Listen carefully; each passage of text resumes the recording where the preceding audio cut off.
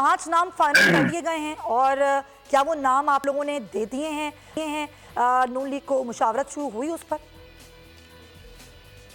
بہت شکریہ جی. دیکھیں اپنی اپنی پارٹیوں کے اندر تو جو نام ہیں وہ تقریباً تمام جماعتوں نے کوئی نہ کوئی اپنے نام جو ہے وہ فائنل کیے ہوں گے. جہاں تک حتمی نام دینے کا ہے وہ ابھی مرحلہ آیا نہیں ہے. جیسے جیسے وہ ہو رہے ہیں انشاءاللہ تعالی بہت جلد آپ ساروں کو پتہ چل جائے گا کہ اس میں کیا فائنل ہوتا ہے. لیکن میں سمجھتا ہوں کہ اب تک جو نام بھی پی ایم ایل این کی طرف سے آئے ہیں وہ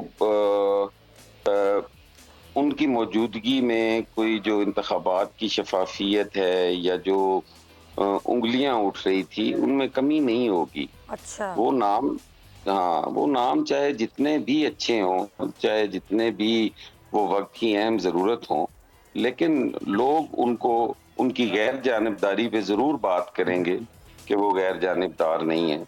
تو اس لیے ہمیں ساروں کو چاہیے کہ نام ایسے ہوں جو جن کا ماضی یہ بتاتا ہو کہ یہ غیر جانبداری سے کام انہوں نے کیا ہے اور آئندہ بھی کریں گے.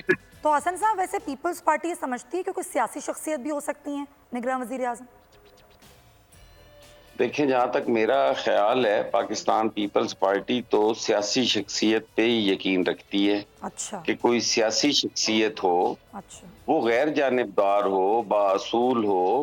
ایسے لوگ سیاست میں موجود ہیں جو اصولوں پہ کبھی کمپرومائز نہیں کرتے.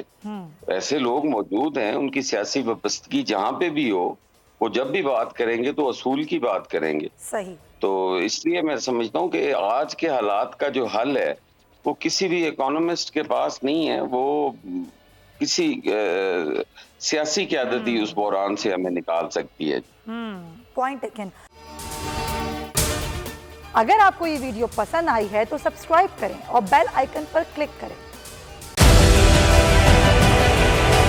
ڈیجیٹل لون سکیم، عوام کو قرضوں کے جال میں پھنسا کر لوٹنے والے بھیڑیے بے نقاب. بول کی کاوشیں بارآور ثابت ہو گئیں. آن لائن قرض مافیا کے گرد گھیرا تنگ ہو گیا ہے.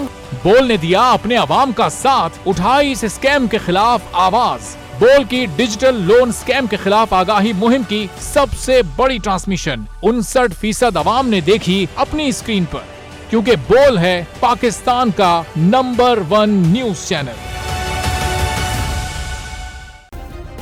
سبسکرائب کریں اور بیل دبائیں تاکہ کوئی خبر رہ نہ جائے.